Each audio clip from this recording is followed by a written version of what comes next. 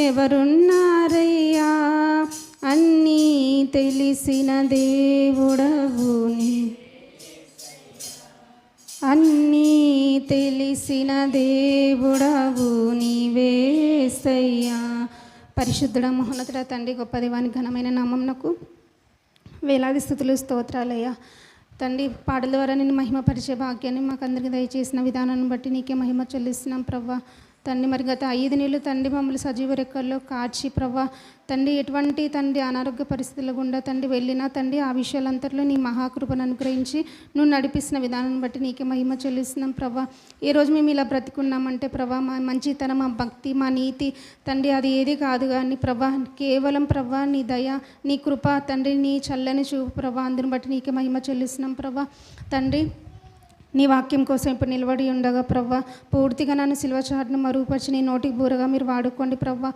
పలకబడుతున్న ప్రతి మాట తండ్రి స్పష్టమైన విధానంలో ప్రవ్వా, అర్థమయ్యే విధానంలో చెప్పడానికి నీ ఆత్మ ప్రత్యక్షత, ఆత్మ వివేచన నాకు దయచేయని ప్రవ్వా. అందరినీ మీ స్వాధీనంలో ఉంచుకోండి, నన్నును మీ స్వాధీనంలో ఉంచుకోండి ప్రవ్వా. తండ్రి, ఏది ప్రవ్వా నా ఆలోచన ప్రకారం నేను మాట్లాడుకున్నట్టు ప్రవ్వా తండ్రి, కేవలం తండ్రి నీ చిత్తానికి నా మాటల్ని తండ్రి నన్ను మీకు సజీవ యాగంగా అర్పించుకుంటూ తండ్రి అందరిని బలపరచండి, స్థిరపరచండి. ప్రార్థన యేసయ్య నామమున అడిగి పొందుకొని ఉన్నాం మా తండ్రి.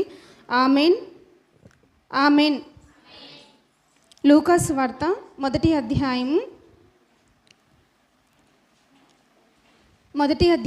5వ వచనం నుంచి చదువుకుందాం. యూదయ దేశపు రాజైన హేరోద్ దినంలో అబియా తరగతిలో ఉన్న జకరియా అను ఒక యాజకుడు ఉండెను. ఇక్కడ యూదా దేశంలో ఒకరు ఉన్నారు. ఎవరు జకరియా అని ఒక ఆయన ఉన్నాడు. ఆయన ఎవరు? ఆయన క్వాలిటీ ఏంది అంటే, ఆయన క్వాలిఫికేషన్ ఏంది అంటే ఆయన ఒక యాజకుడు అనమాట. ఇప్పుడు కూడా మనం చదువుకున్న దాన్ని బట్టి మనకు కూడా కొన్ని క్వాలిటీస్ ఉంటాయి కదా. అట్లనే ఆయన కూడా ఎవరంటే యాజకుడు అంటే ఎవరంటే దేవుని పని చేసే వ్యక్తి, దేవుని సేవలో వాడబడే వ్యక్తి, దేవుని మందిరంలో ఉండే వ్యక్తి. ఎవరు? జకరియా. ఇప్పుడు జకరియా అట్లా పెరుగుతున్న సందర్భంలో ఇక్కడ ఏం జరిగిందంటే, అలాంటి ఒక కుటుంబంలో ఎవరు పుట్టినారు? జకరియా కదా. మామూలుగా అంటే మనము ఏ కుటుంబంలో పుట్టాలని కోరుకుంటాం? బాగా ఇంట్లో అమ్మ నాన్న భయభక్తులు కలిగి ఉండే కుటుంబంలో ఉండాలని కోరుకుంటామా? లేకపోతే పెద్ద పెద్ద సినీ యాక్టర్స్ ఉంటారు కదా, పెద్ద పెద్ద ఉన్నత స్థితిలో రాజకీయ నాయకులు ఉంటారు కదా, వాళ్ళ కడుపులో పుట్టాలని కోరుకుంటామా? ఎవరు? నిజమంటే అది నేను చిన్నప్పుడు ఇట్లా ఎక్కువ నేను సినిమాలు చూసేదాన్ని చెప్తుంటే నేను అట్లా అవి చూడడం వల్ల నాకు ఏమనిపించిందంటే, ఎందుకు మా అమ్మ నాన్న కడుపులో నేను ఎందుకు పుట్టినాను? అట్లాంటి వాళ్ళ స్థితిలో పుట్టింటే వాళ్ళకు చూడు కార్లు ఉన్నాయి, అవి ఉన్నాయి. నిజంగా అంటే ఇక్కడ నిలబడి నేను చెప్తున్నా, అలాంటి వాళ్ళ కడుపులో పుట్టింటే బాగుంటుండే అనుకున్నాను నేను. ఎప్పుడైతే దేవుడు నన్ను దర్శించినాడు, ఎప్పుడైతే దేవునికి నా హృదయాన్ని సమర్పించినానో అనుకున్నాను నేను. ఈ ఆలోచన అందరికి ఉంటుందా లేదా? మీకు అందరూ కొంత వయసు వచ్చిన తర్వాత అప్పుడే అనిపిస్తుంది. నేను అనుకున్న తర్వాత ప్రవ్వా నేను ఎప్పుడు ప్రార్థన చేసినా ఇంత మంచి అమ్మ నాన్న నాకు ఇచ్చినందుకు, ఇంత మంచి దైవ సేవకుల కుటుంబంలో నన్ను పుట్టించినందుకు దేవానికి స్తోత్రం అంట. దేవుని మహిమ కలుగాక. ఆ అనుభవం నాకు ఎప్పుడు అర్థమైందంటే, దేవునిలో వచ్చిన తర్వాత, దేవుని రుచి నాకు అర్థమైన తర్వాత, దేవుణ్ణి అంత తల్లిదండ్రులు దైవ సేవకులుగా ఉండాలంటే చాలా, వాళ్ళ కడుపులో పుట్టాలంటే దేవుని కృప మాత్రమే తప్ప ఇంకా వేరేది ఏం లేదు. అట్లా ఇప్పుడు యాజకుడైన జకరియా ఎవరి కడుపులో పుట్టినారు? మంచి సేవకుల కుటుంబంలో పుట్టినారు కదా. ఇప్పుడు పిల్లలు పుడతారు, పుట్టిన తర్వాత ఒక వయసు వస్తుంది. వయసు వచ్చిన తర్వాత ఏం చేయాలా? పెళ్ళి చేయాలి కదా. అసలు ఆయన ఎట్లా అంటే ఆమెను పెళ్ళి చేసుకున్నాడు. ఇక్కడ ఉన్న యవనస్తులుగా నాతో కలిపి ఇంకా ఎవరైతే పెళ్ళి కాలేదో వాళ్ళు ఎట్లాంటి వాళ్ళని పెళ్ళి చేసుకోవాలనేది మన వాక్య ప్రకారం మాత్రమే చూసుకుందాం, సరేనా? ఎట్లాంటి ఆమెను పెళ్ళి చేసుకున్నాడు జకరియా గారు అనేది చూద్దాం. 5వ అధ్యాయం 5వ వచనం. అతని భార్య అహరోను కుమార్తెలలో ఒకటి, ఆమె పేరు ఎలిషాబెత్. ఏం పేరు? ఆమె బ్యాక్గ్రౌండ్ ఏముంది చెప్పాలా? అహరోను కుమార్తెలలో ఒకటి. అహరోను అనేది పేరు గుర్తు ఎవరికైనా వచ్చిందా? కరెక్ట్ అయినా తప్పైనా చెప్పండి, ఏం కాదు. అహరోను ఎవరు? మోషే అన్న. ఇప్పుడు మోషే అన్న అన్న అన్న అయిన వ్యక్తిలో నుంచి ఎవరు వచ్చినారు? ఎలిషబెత్. ఇప్పుడు జకర్యా గారు ఎవరు? యాజకుడు అంటే ఎవరని చెప్పినాము? దేవుని పని. ఇప్పుడు పెళ్ళి చేసుకోవాలంటే ఇప్పుడు జకర్యా ఎట్లాంటి ఆమెను పెళ్ళి చేసుకోవాలా? ఈరోజు పెళ్ళిళ్ళు ఎట్లా జరుగుతాయి చెప్పండి? బాగా వెనకాల బ్యాక్గ్రౌండ్ బాగుండాలా, ఆస్తి బాగుండాలా, పొలాలు బాగుండాలా, చదువు బాగుండాలా అన్నీ చూస్తారు. కానీ వీళ్ళు దేవునిలో ఉండే వ్యక్తులని ఎవరైనా చూస్తారా? ఎవ్వరు చూడరు, అస్సలు చూడరు. ఏం చూస్తారు? ఏమనుకుంటారంటే పలానా ఆస్తి బాగుంటే, పలానా ఇల్లులు కానీ వాళ్ళకి తల్లిదండ్రులకు నచ్చే విధంగా ఏమైతే క్వాలిటీస్ ఒక వ్యక్తిలో ఉన్నప్పుడు ఏమనుకుంటారంటే నా పిల్ల సుఖపడిపోతుంది అంటారు. ఇదే అంటారు కదా ఆడపిల్లల్ని ఇచ్చేవాళ్ళని, ఇదే అంటారు. ఇంకేమని అంటారా?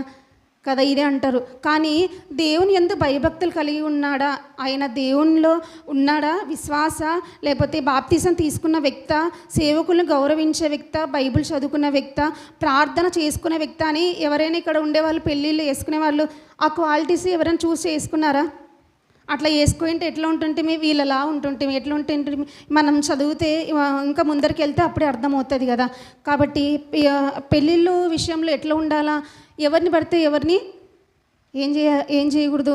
చాలామంది చేసుకుంటారు కదా, తొందరగా పెళ్లి సంబంధాలు వచ్చేస్తాయని, వయసు అయిపోతుందని, లేకపోతే ఇంకా ఎవరన్నా ఏమన్నా అంటున్నారనేసి ఏం చేస్తారు? వీళ్ళు అంటున్నారు, వాళ్ళు అంటున్నారు, వయసు అయిపోతుంది అనేసి పెళ్ళిళ్ళు చేసేస్తారు. చేసిన తర్వాత ఎవరో ఒకరు వస్తారు, వచ్చినప్పుడు వాళ్ళకి పెళ్ళిళ్ళు చేస్తారు. అలాంటి వాళ్ళ వెనుక చరిత్ర అసలు ఏం బాగుంటుందా? తాగుతున్నాడో, లేకపోతే మంచిగా ఉన్నాడో, లేకపోతే ఎట్లా చూసుకుంటాడో ఏమన్నా తెలుస్తుందా? ఏం తెలియదు. ఏం చేస్తారు? ఊరికే వయసు అయిపోతుందని ఏం చేస్తారు? ఇచ్చేసిన తర్వాత వాళ్ళ గురించి కనుక్కోకుండానే ఇచ్చేస్తారు. ఇప్పుడు కనుక్కోకుండా ఇచ్చేసిన తర్వాత భర్తలుగా తాగుబోతులు ఉండేవాళ్ళు ఎంతమంది ఉన్నారు కదా, భార్యలను రాచి రంపాలు పెట్టేవాళ్ళు ఎంతమంది ఉన్నారు? ఇవన్నీ రాకూడదంటే ఫస్ట్ ఏం చేయాలా? ఇవన్నీ రాకుండా ఉండాలంటే ఏం చేయాలి? ఫస్ట్ దేవుని దగ్గర కదా వాళ్ళ గురించి ఏం చేయాలంటే చెప్తా. వాళ్ళ గురించి ఫస్ట్ ఏం చేయాలా? వెనకాల ఆ వ్యక్తి దేవునికి సంబంధించిన వ్యక్తి, రక్షణ తీసుకున్న వ్యక్తి అనేసి ఫస్ట్ ఏం చేయాలా? తెలుసుకోవాలి కదా. ప్రతి విషయాన్ని ఎక్కడ తీసుకొని రావాలా? ప్రతి విషయాన్ని దేవుని సన్నిధిలో మనం ఏం చేయాలా? అడగాల. ఏమంటారంటే పెళ్ళిళ్ళకు కూడా దేవుణ్ణి అడగాల. ఊరికే చూస్తే సరిపోతుంది కదా. వాళ్ళు పెళ్ళి బ్రోకర్స్ కొంతమంది ఉంటారు కదా, ఉన్నప్పుడు ఏమవుతుంది?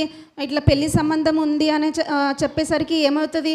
సర్లే చూస్తారు. చూసిన తర్వాత ఓకే అయిపోయిన తర్వాత అన్నీ కుదిరిన తర్వాత ఏం చేస్తారు? చేసుకుంటారు కదా. కాదు, పెళ్ళి సంబంధాలు ఏదైనా చూస్తున్నప్పుడు ఎట్లా చూడాలంటే ఫస్ట్ దేవుని దగ్గర ఏం చేయాలా? దేవుని దగ్గర మొర పెట్టాలి కదా. ఇప్పుడు పెళ్ళి చేసే వాళ్ళ తల్లిదండ్రులు కానీ, లేకపోతే పెళ్ళి చేసుకునే అమ్మాయిలు కానీ ఏం చేయాలి? ఫస్ట్ దేవుని దగ్గర అయ్యా నాకు ఇట్లాంటి వ్యక్తి కావాలా, నాకు ఇట్లా దేవునిలో ఉండే వ్యక్తి కావాలా. ఫస్ట్ ఆత్మీయంగా ఉండే వ్యక్తులను ఏం చేయాలా? దేవుని సన్నిధిలో ఏం చేయాలా? చూడండి, ఇప్పుడు ఎప్పుడైతే వాక్యం వింటూ ఉంటామో అప్పుడే చేసుకునే వ్యక్తి గురించి దేవుడు ఏం చేస్తాడు? చాలా చాలా తలంపులు ఇస్తాడు కదా. నేను కూడా పెళ్లి విషయంలో చాలా సంవత్సరాల నుంచి వెయిట్ చేస్తున్నాను అనమాట. అయితే నాకు మంచి జాబర్ లేకపోయినా పర్వాలేదు, నాకు మంచి జాబర్స్ వచ్చినారు, డాక్టర్స్ వచ్చినారు. నేను నిజంగా చెప్పాలంటే అది ఎవరు కూడా తెలియదు. వాళ్ళు వచ్చినప్పుడంతా నాకు జరగకూడదని ప్రార్థన చేసిన. ఎందుకంటే నాకు వాళ్ళు ఒకవేళ అన్నీ ఉన్నా కూడా దేవుడు లేకపోతే అది అశాశ్వతం. నాకు వద్దు ప్రభు అనేసి దేవుని ఉండే వ్యక్తి, నాకు ఒక దైవ సేవకుడు కావాలని దేవుని సన్నిధిలో ఫస్ట్ నేను ప్రార్థన చేసిన. కొన్ని క్వాలిటీస్ రాసుకున్నాను అనమాట. నేను నన్ను చేసుకున్న వ్యక్తి ఇట్లా ఉండాలనేసి 20 క్వాలిటీస్ రాసుకున్నాను అనమాట. ఒకవేళ దేవుని చిత్తం అయితే పెళ్ళైతే ఖచ్చితంగా నేను చెప్తాను. అటు రాసుకున్నాను అనమాట. ఎందుకు అటు రాసుకోవాలంటే ఇప్పుడు ప్రతిదీ మనం దేవుని దగ్గర పెట్టినప్పుడు అడిగిన దానికంటే, ఊహించిన దానికంటే దేవుడు ఏం చేస్తాడు? అత్యధికంగా ఇస్తాడనమాట. దేవుని మహిమ కలుగును గాక. మనం దేవుని దగ్గర ఏదైనా విన్నపం పెట్టినప్పుడు దేవుడు ఏం చేస్తాడు? మనం అడుగుతాం కదా. బైబిల్లో ఏముంటుందంటే తల్లిదండ్రులను చేపను అడిగితే పామిస్తారా? ఏమిస్తారు? చేపనే ఇస్తారు కదా. ఇప్పుడు తల్లిదండ్రులే అంత ఘనత ఉన్నప్పుడు, పిల్లలంటే అంత ఇష్టం ఉన్నప్పుడు, మనం దేవుని సన్నిధిలో ఏదైనా విషయం కదా, మన జీవితంలో ఇంపార్టెంట్ ఏంటంటే మనం భూమి మీదకి వచ్చినప్పుడు మనము అంతగా చిన్న ఉంటాం కదా, అప్పుడు ఏమైనా తెలుస్తుందా? ఏం తెలియదు. సంతోషంగా ఎప్పుడు ఉండలేం. మరణించేటప్పుడు పట్టుకోండమ్మా.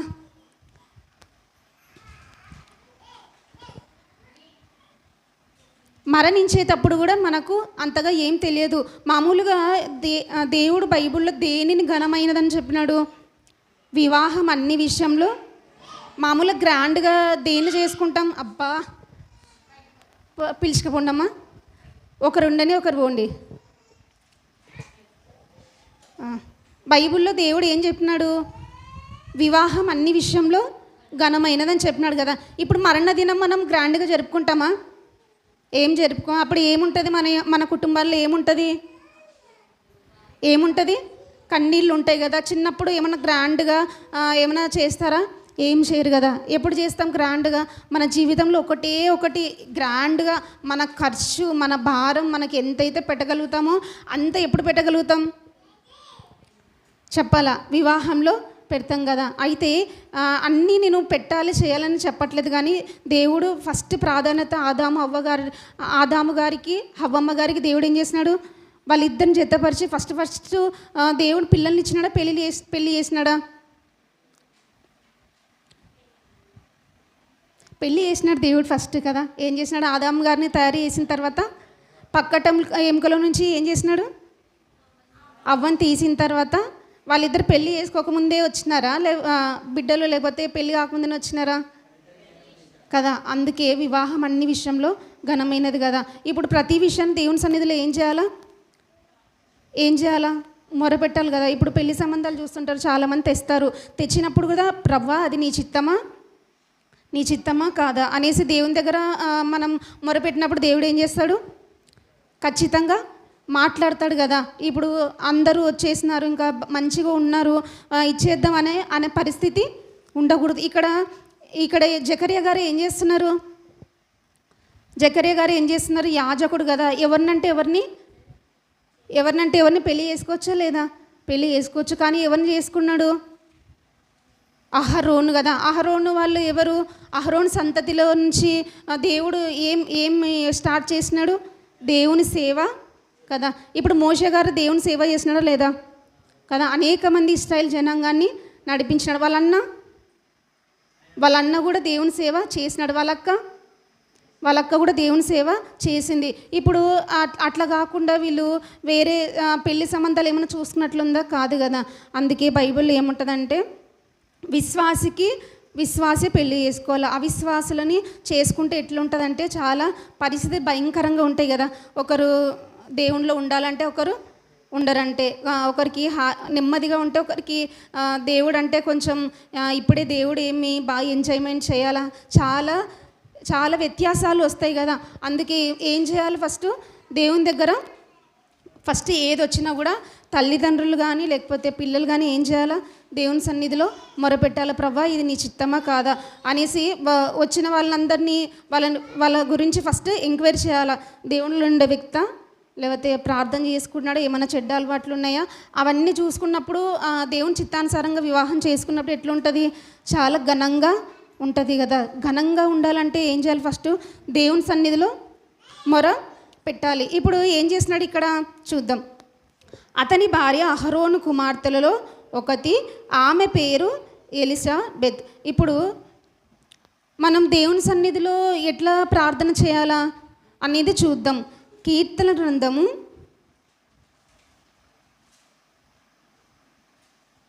123వ అధ్యాయము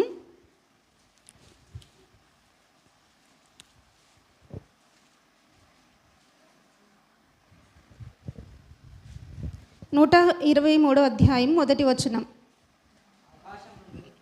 ఆకాశమందు ఆసీనుడవైన వాడా.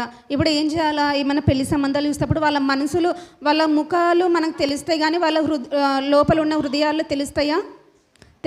ఎవరికైనా? ఎవరికి తెలియవు. ఒకసారి చూడండి, జాగ్రత్తగా వాక్యం వినండి. వాక్యం వింటే ఆత్మలో బలపడిపోతారు. ఎందుకో వినట్లేదు మరి కొంతమంది. జాగ్రత్తగా వినండి. వింటే మన జీవితాలు కట్టబడితే దేవుని కోసం మనం ఎట్లా బ్రతుకుతామనేది మనకేం తెలుస్తుంది? ఎట్లా దేవునిలో ఉండాలి, ఎట్లా మసులుకోవాలి, ఎట్లా ప్రార్థన చేయాలి, దేవుని చిత్తం అంటే ఏంది, దేవుని ఇష్టం అంటే ఏంది అనేది వాక్యం ద్వారా మాట్లాడేటప్పుడు చాలా జాగ్రత్తగా పిల్లల వైపు ఎవరు చూడొద్దండి, సరేనా?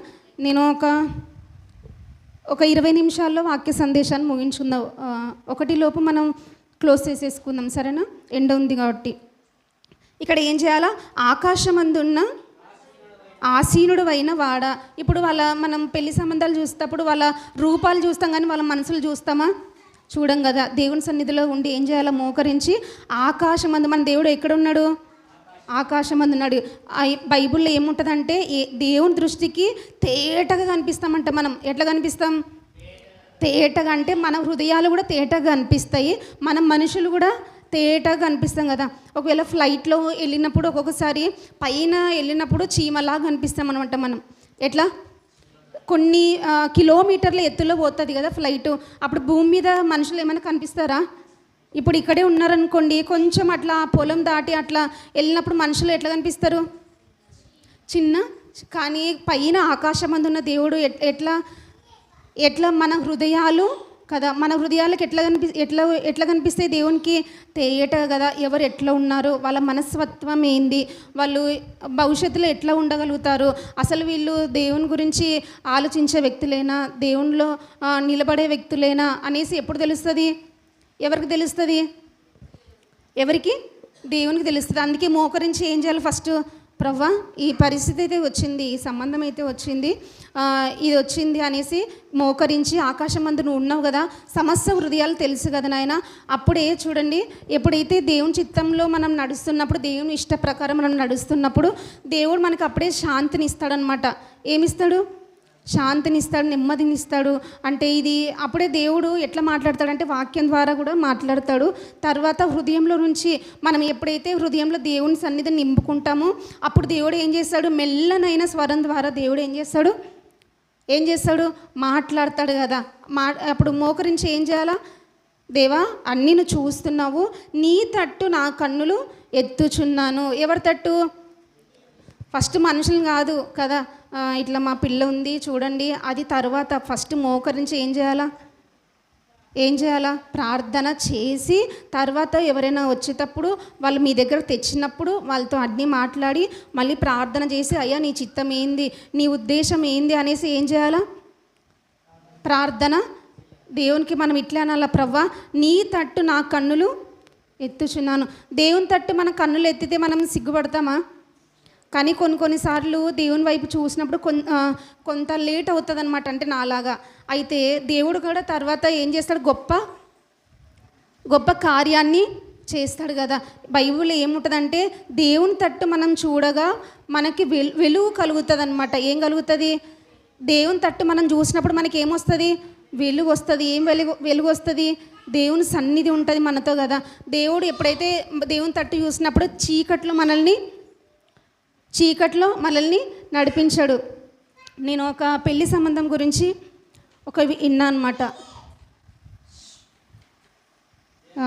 ఎట్లా మోసం జరిగిందో ఒకసారి నేను చెప్తాను.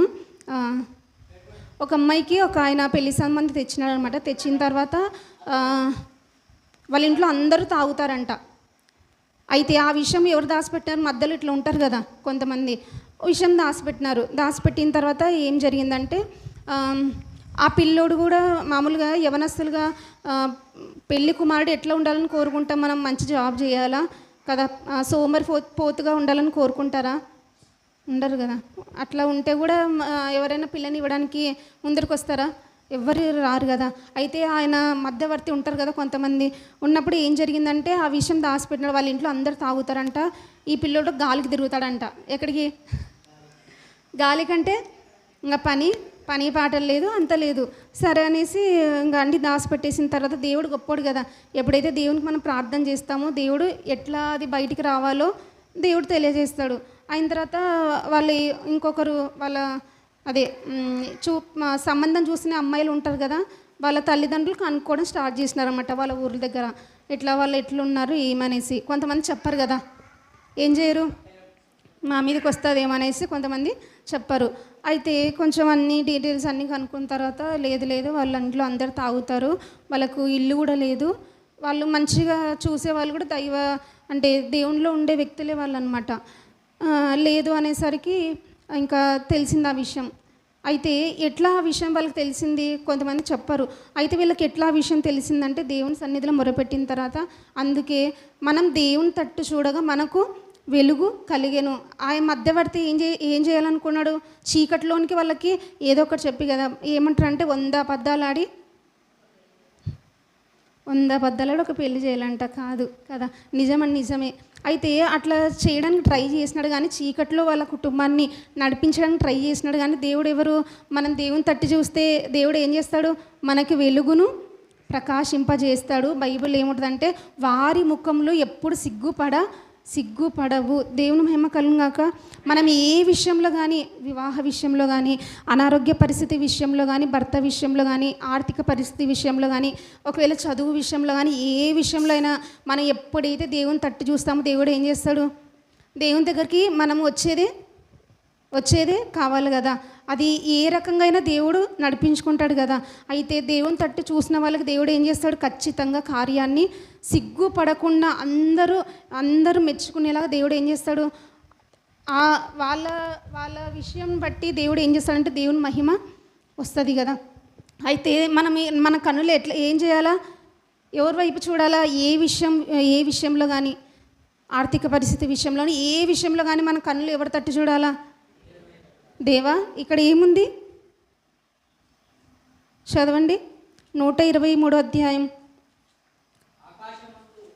ఆకాశమందు ఆసీనుడవైన వాడా. ఏం చేయాలి? ఎవరి తట్టి కన్నులు ఎత్తాలి మనం? దేవా, మీకు ఏ పరిస్థితి అయినా ఉండని, ఒకవేళ మీ భర్త ఇంట్లో బాగాలేకపోయినా, లేకపోతే నీ ఇంట్లో పరిస్థితి బాగాలేకపోయినా, ఏ పరిస్థితి అయినా కూడా ఎవరి వైపు చూడొద్దు. ఫస్ట్ ఎవరి వైపు చూడొద్దు.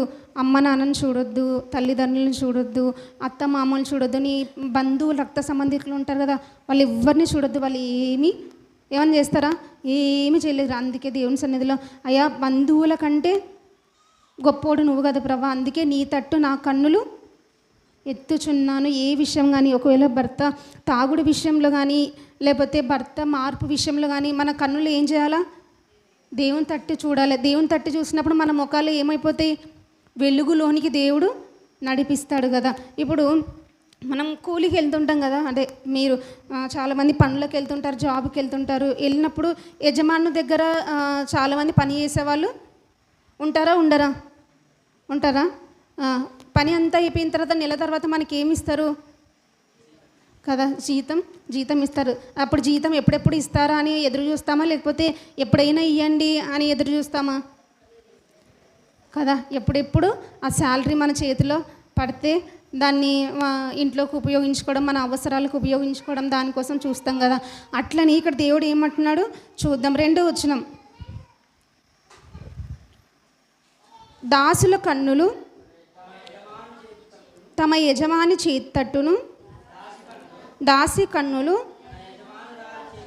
తన యజమానురాలి చేతు తట్టును చూచున్నట్లు మన దేవుడైన యెహోవా మనల్ని కరుణించు వరకు మన కన్నులు ఏం చేయాలా? నిద్రపోద్దండి. దేవుని మహిమ కలుగాక. అస్సలు నిద్రపోతే ఆ వాక్యం అర్థం కాదు. అసలు అర్థం కాదు. ఇంకా ఆత్మీయతలో ఎట్లా ఉండాలనేది కూడా ఎవరోలేండి, మీకు ఇంకా పేరు చెప్పాలా? అవును చూడు, నిద్రపోతున్న వాళ్ళకి అర్థమవుతుంది. సరే, ఏం చేయాలా? దాసుల కన్నులు యజమాని తట్టు ఎట్లయితే చూస్తామో ఏం చేయాలా? మన దేవుడైన యెహోవా మనల్ని కరుణించే వరకు కదా, ఏ విషయంలో కానీ కరుణించే వరకు ఏం చేయాలా? మన కన్నులు ఆయన తట్టు చూచును. మన కనిపెడతామా? దేవుని దగ్గర మనం మోకరించి, ప్రవ్వ నువ్వు కరుణించేంత వరకు, ఈ విషయం గురించి నాతో నువ్వు దీంట్లో నుంచి బయటికి తీసుకునేంత వరకు నీ కనికరం కొరకి కనిపెడతాను. ఎంతమంది ఉన్నారు కదా. కొంతమంది ఎట్లుంటారంటే కొన్నిసార్లు కనిపెడతారు, దేవాని కరుణ చూపి అని ఒకసారి ప్రార్థన చేస్తే మనకు జవాబు వస్తుందా? కొన్నిసార్లు రావచ్చు, కొన్నిసార్లు మనలో ఇంకా ఎక్కువ ప్రార్థన రావాలేమో. అప్పుడు ఏం చేయాలా? ఇంకా ఎక్కువగా ప్రార్థన. దేవుడు ఎవరికైనా అన్యాయం చేస్తాడా? ఆ? మనుషులన్నా అన్యాయం చేస్తారు కానీ దేవుడు అన్యాయం చేస్తాడా? దేవుడు అన్యాయం చేయుట అసంభవం ఉంటుంది బైబిల్లో. ఎవరు చేయరు అన్యాయము? మనుషులైతే అన్యాయస్తులుగా ఉంటారు కానీ దేవుడు ఎట్లా ఉంటాడు? ఏ ఏ విషయంలో అయినా దేవుని దగ్గర కనిపెడుతున్నప్పుడు దేవుడు ఎట్లుంటాడు? న్యాయంగా ఉంటాడు కదా. ఇప్పుడు ఏ విషయంలో కానీ ఎవరి వైపు చూడాలి మనము? దేవుని వైపు. మన కన్నులు ఎవరి తట్టు చూడాలా? దేవుని వైపు చూడాలి. రెండో విషయం చూసుకుందాం. లూకాసు వార్త 1వ అధ్యాయము. ఫస్ట్ ఏం చూసుకున్నాం?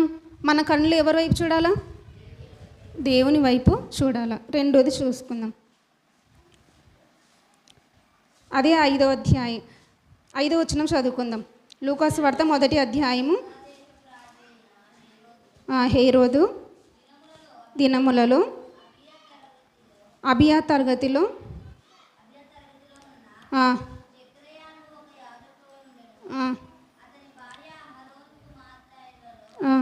ఒక్కతి.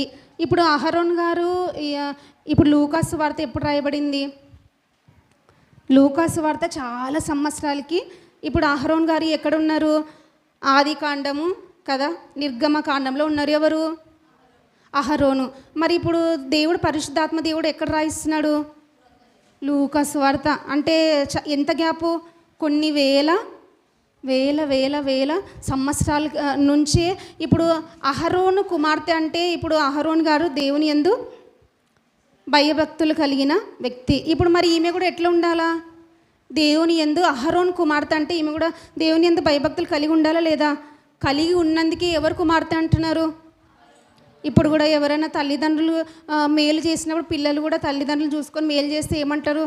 పలానా వ్యక్తి కుమార్తె, పలానా వ్యక్తి కుమారుడు అంటాం కదా. అట్లనే ఇప్పుడు అహరోన్ కుమార్తెని ఎవరిని అంటున్నారు? ఎలీషా. కొన్ని వేల సంవత్సరాలైనా కూడా వాళ్ళ వంశంలో నుంచి ఉంచే భక్తిని ఆమె ఏం చేస్తుంది? భయము భక్తి కలిగి దేవుని యందు ఎట్లుంది? నీతి న్యాయంగా ఉంది. ఎవరు? ఎలీషా బెత్ కదా. ఇప్పుడు మనకు కూడా తల్లిదండ్రులు ఉంటారు కదా, మనకందరు తల్లిదండ్రులు ఉన్నారు. దేవుని యందు భయభక్తులు కలిగి ఉండే తల్లిదండ్రులు ఉంటారు. తర్వాత వాళ్ళ పిల్లలు ఉంటారా? ఉండరా? చాలామంది కొన్నిసార్లు ఉంటారు, కొన్నిసార్లు కొన్ని వేల సంవత్సరాలు. ఇప్పుడు మనమే ఉన్నాం అనుకోండి, మనం చచ్చిపోయిన తర్వాత మన పిల్లలు పుడతారు కదా. పుట్టిన తర్వాత 100 సంవత్సరాలకి మనలాంటి భక్తి చేసే వాళ్ళు ఎవరైనా ఉంటారా? ఉండరా? ఉండరు కదా. ఒకసారి కొంతమంది తల్లిదండ్రులు పెంచే విధానం బట్టి ఉంటారు కానీ తల్లిదండ్రులు ఒకవేళ సరిగా పెంచకుండా ఉంటే భక్తి వస్తుందా వాళ్ళకి? భక్తి రాదు కదా. ఇప్పుడు ఎలిజబెత్ గారి గురించి మనకు దేవుడు ఏం నేర్పిస్తున్నాడంటే, ఆమె కొన్ని వేల సంవత్సరాల్లో నుంచి ఎవరిని అనుసరిస్తుంది? అహరోను ఎవరిని అనుసరించినాడు? దేవుణ్ణి అనుసరించినాడు కదా. మనం కూడా ఇప్పుడు మనం ఉన్నాం అనుకోండి, పిల్లలు ఉన్నారు, తర్వాత కూడా వాళ్ళు ఎవరిని అనుసరించాలా? బాగా ఆస్తులు సంపాదించుకో, బాగా ఉండు, బాగా చదువుకో, బాగా మంచిగా పేరు ప్రఖ్యాతలు అన్నీ తెచ్చుకో, అయ్యేనా? అవి తర్వాత కదా. ఫస్ట్ ఏముండాలా? ఏం చెప్పాలి పిల్లలకి? ఇప్పుడు అహరోను కుమార్తెగా ఎలిజబెత్ మనకి ఏం నేర్పిస్తున్నారంటే, ఇప్పుడు ఎలిజబెత్ వాళ్ళ అమ్మ వాళ్ళ నాన్న ఏం చేస్తున్నారు? ఎలిజబెత్ గారికి చెప్పినారు కదా. తర్వాత వాళ్ళ ముందర తరాల వాళ్ళు ఏం చేస్తున్నారు? వాళ్ళకు చెప్పడం వలన ఈమెకి భయము భక్తి వచ్చిందా లేదా? కాబట్టి తల్లిదండ్రులుగా ఉండేవాళ్ళు ఏం చేయాలా? భక్తి తల్లిదండ్రులుగా చేసేవాళ్ళు ఉండక ఏం చేయాలా? పిల్లలు కూడా ఏం చేయాలా? చెప్పాలా. కీర్తన గ్రంథము 78వ అధ్యాయము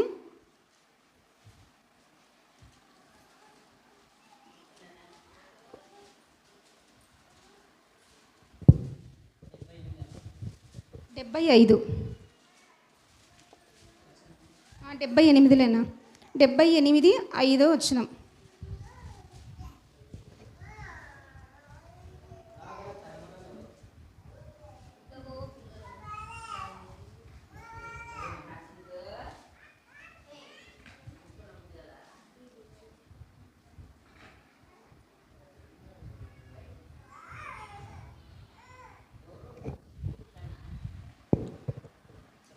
చదవండి. రాగల తరములలో పుట్టబోవు పిల్లలు దాన్ని ఎరుగునట్లును వారు లేచి తమ పిల్లలకు దాన్ని వివరించినట్లును వీరును దేవుని యందు నిరీక్షణ గలవారే దేవుని క్రియలను మరువకయుండి. ఇక్కడ ఏం చేస్తున్నారు? 2వ వచనం 4వ వచనం చదువుకుందాం, లేకపోతే 3వ వచనం నుంచి చదువుకుందాంలేండి. మాకు తెలిసిన సంగతులను మా పితరులు మాకు వివరించిన సంగతులను చెప్పేదని. ఇక్కడ ఒక భక్తుడు ఏమంటున్నాడంటే, మాకు మా పితరులు ఏం చేస్తున్నారంట, కొన్ని సంగతులు చెప్పినారు.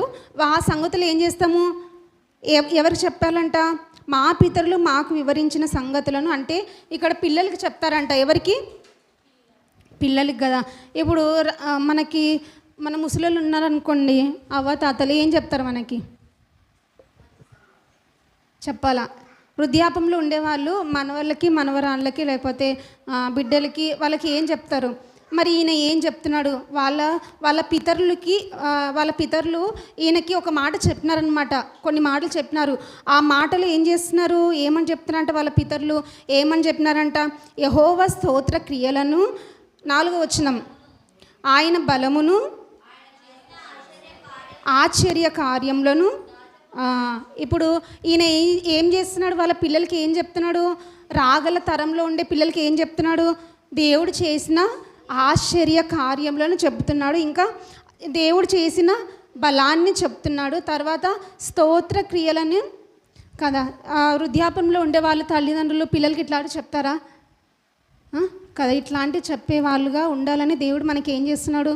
నేర్పిస్తున్నాడు కదా. ఇప్పుడు ఏం చేయాలా? వాళ్ళ పిల్లలకి ఏం చేయాలా? అట్లే తరతరాలకు చెప్పుకుంటా వెళ్ళాలా. సేవ్ అంటే ఇక్కడ నిలబడి చెప్పడమే కాదు. ఇంకేం సేవ్ అంటే పిల్లల్ని కూడా దేవుళ్ళు పెంచడం కూడా సేవ్ అనే. దేవుని మహిమ కలుగాక వాళ్ళు దేవునిలో భయభక్తులు కలిగి దేవునికి ఇష్టకరంగా వాళ్ళు బ్రతికినప్పుడు ప్రతిఫలం ఎవరికి వస్తుంది? తల్లిదండ్రులు ఖచ్చితంగా కదా. దేవుడు బైబిల్ ఏముంటుందంటే, గిన్నెడి చన్నీళ్ళు ఇస్తే మరచి పోడ అని బైబిల్లో ఉంటుంది. అయితే పిల్లలను తల్లిదండ్రులు దేవునిలో పెంచితే దేవుడు మర్చిపోతాడా? మర్చిపోడు కదా. దేవుడు చాలా గొప్పోడు కదా, న్యాయవంతుడు. ఎవరికి ఎట్లా క్రియలను బట్టి ప్రతిఫలం ఇవ్వాలో ఏం చేస్తాడు దేవుడు? ఖచ్చితంగా ప్రతిఫలాన్ని ఇచ్చే దేవుడు. కాబట్టి తల్లిదండ్రులుగా ఉండేవాళ్ళు పిల్లలకి ఏం చేయాలా? దేవుడు చేసే ఆశ్చర్య కార్యాలను కదా. మీ జీవితంలో ఏమైనా దేవుడు చేసిన ఆశ్చర్య కార్యాలు లేకపోతే సాక్ష్యాలు మీ జీవితం ప్రార్థన చేసినప్పుడు జరిగింటాయి కదా. అవి కూర్చోబెట్టుకొని దేవుని గురించి ఆశ్చర్య కార్యాలు చెప్పేవాళ్ళు ఎంతమంది ఉన్నారు కదా. దేవుని గురించి మాట్లాడడానికి కొంచెం చాలామంది ఏం చేస్తారు? సంకోచిస్తారు కదా. ఏముందిలని కాదు కదా. మీ జీవితంలో ఏదైనా ప్రార్థన చేసినప్పుడు జవాబు ఇచ్చినప్పుడు పిల్లలకి ఏం చేయాలా? మీరు తల్లిదండ్రులుగా పిల్లలకి కూర్చొని చెప్తే అవి చాలా బాగా గుర్తుంటాయి తెలుసా. చాలా చిన్నప్పుడు చూడండి, మీకు కూడా చిన్నప్పుడు ఏమైనా మెమోరీస్ చెప్పినవి గుర్తుండవా? ఖచ్చితంగా. ఒకవేళ మీ అమ్మ మీ నాన్న పలానా వ్యక్తులు మనకు మోసం చేసినారని ఒకవేళ చెప్పినారనుకోండి, అది గుర్తుండదా? ఖచ్చితంగా గుర్తుంటుంది కదా. కాబట్టి పిల్లలకి ఏం చేయాలా? దేవుడు మీ జీవితంలో చేసిన ఆశ్చర్య కార్యాలను, దేవుని బలాన్ని ఏం చేయాలా? చెప్పాలి కదా. ఇప్పుడు అహరోను కుమార్తెల్లో ఎలిజబెత్ గారికి వాళ్ళ కుటుంబంలో